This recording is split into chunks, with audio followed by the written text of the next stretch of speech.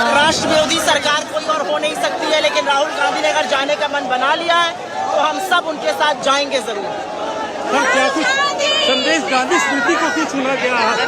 देखिए, ये देश गांधी का है, गांधी के असूलों का है, और उन असूलों पे छात्र शांतिपूर्वक प्रदर्शन कर रहे हैं और सरकार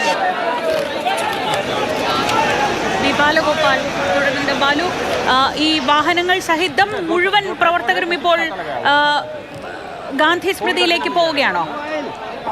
മുഴുവൻ പ്രവർത്തകരും ഗാന്ധി സ്മൃതിയിലേക്ക് പോവുകയാണ്. പോലീസ് ഈ വാഹനം തടയുന്നതിന് ഉള്ള ശ്രമങ്ങൾ പല ഘട്ടങ്ങളിലായി നടത്തുന്നു. പക്ഷേ അതൊന്നും വിജയം കാണുന്നില്ല. വലിയ, അതായത് രാഹുൽ ഗാന്ധിയുടെ ബസ് മുന്നോട്ട് പോകുന്ന ഒരു കാഴ്ചയാണ് നമുക്ക് കാണാൻ വേണ്ടി കഴിയുന്നത്. ഏറ്റവും വലിയ ഒരു ബാരിക്കേഡ്, അതായത് അമിത്ഷായുടെ ഔദ്യോഗിക വസതിക്ക് മുന്നിൽ ഏറ്റവും വലിയൊരു ബാരിക്കേഡ് വെച്ച് ഈ വാഹനം തടയുന്നതിനുള്ള ശ്രമമാണ് ഇപ്പോൾ പോലീസിന്റെ ഭാഗത്ത് നിന്ന് ഉണ്ടായിരിക്കുന്നത്. നമ്മളിവിടെ നിൽക്കുമ്പോൾ കാണാവുന്ന കാഴ്ച എന്ന് പറഞ്ഞാൽ നൂറുകണക്കിന് പോലീസുകാർ, വലിയ ബാരിക്കേഡ്. ഇതാണ് ഇപ്പോൾ അമിത്ഷായുടെ വീട്ടിലെ തൊട്ട് മുന്നിൽ ഇപ്പോൾ ഏർപ്പെടുത്തിയിരിക്കുന്നത്. യഥാർത്ഥത്തിൽ ഞാനും ക്യാമറാമാനും ഇപ്പോൾ രണ്ട് ദിശയിലാണ്. കാരണം ഈ തിരക്കിൽ രണ്ടുപേർക്കും ഒന്നിച്ച് നിൽക്കാൻ വേണ്ടി പറ്റുന്ന ഒരു സാഹചര്യമായിരുന്നില്ല. അത് രാഹുൽ ഗാന്ധിയുടെ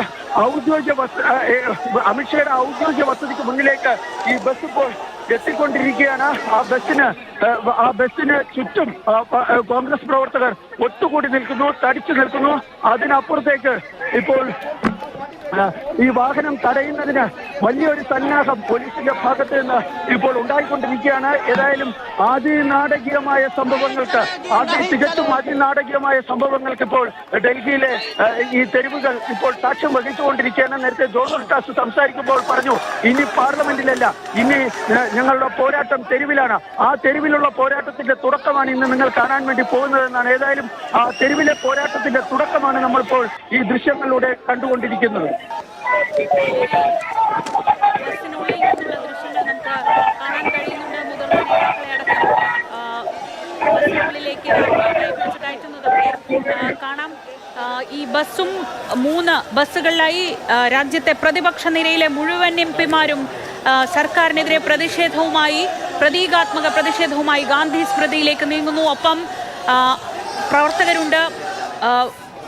യൂത്ത് കോൺഗ്രസ്, സേവാദൾ പ്രവർത്തകർ ഈ വാഹനങ്ങൾക്ക് സുരക്ഷ ഒരുക്കിക്കൊണ്ട് തന്നെ കൂടെയുണ്ട്. പോലീസ് തൽക്കാലം ഒരു നടപടിയിലേക്ക് പോകുന്നില്ല, മറിച്ച് ഇപ്പോൾ ഈ വാഹനങ്ങളെ പതിയെ അങ്ങോട്ടേക്ക് വിട്ടയച്ചിരിക്കുകയാണ്. അമിത്ഷായുടെ വസതിക്ക് മുന്നിലൂടെയാണ് ഈ പ്രതിഷേധ യാത്ര കടന്നു പോകുന്നത് എന്നതാണ് ശ്രദ്ധേയം.